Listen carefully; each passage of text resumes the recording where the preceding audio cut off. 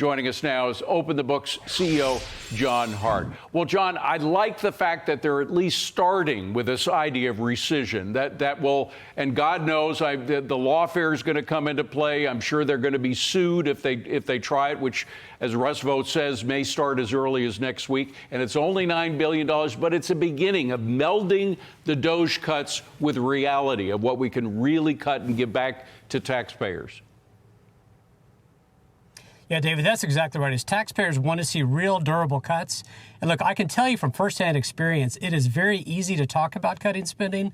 It's very, very hard to do it. And I had the privilege of working for one of the legendary fiscal conservatives, Tom Coburn, in the House and the Senate. And, you know, it took us 10 years to get an earmark moratorium. It took us 10 years to have real spending cuts. But we actually succeeded in bringing about the first true year-to-year spending cuts since the end of the Korean War. This was back in 2012 and 13.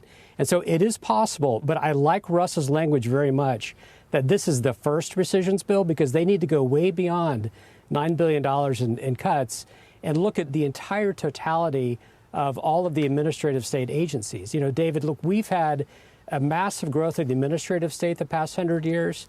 We need to look at this as a 1989 moment for America and a chance to tear down the bureaucratic wall that has separated we the people from their government.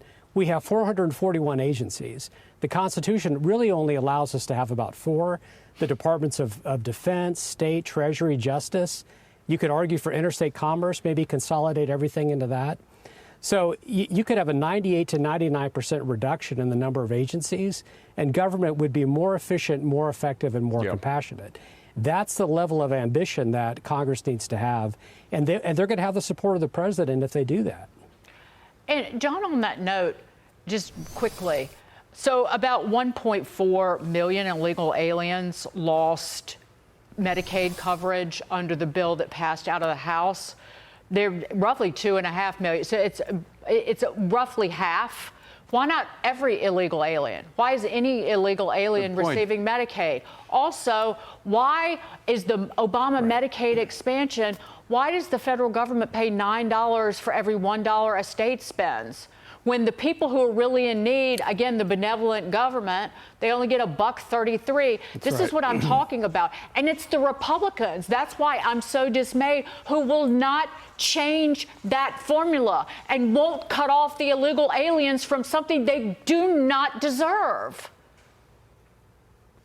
Yeah, look, Dia, we have a lot of counterfeit compassion in Washington, where politicians promise to spend money on something, but every dollar that goes to someone that doesn't deserve it, isn't legally allowed to have those benefits, is a dollar not available for someone that truly does have a need.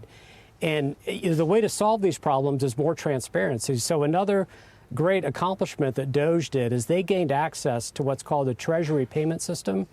And that is the administrative state's holy of holies, where the money goes out the door. Right. We want to see every taxpayer have the same visibility on that, create something called America's Checkbook, so the taxpayers can see all those things happening in real time. I love it. And then hold their elected officials accountable. Open the checkbooks. You're going to have to change the title of your organization. John Hart, great to see you, my friend. Thank you very much for being here. Appreciate it.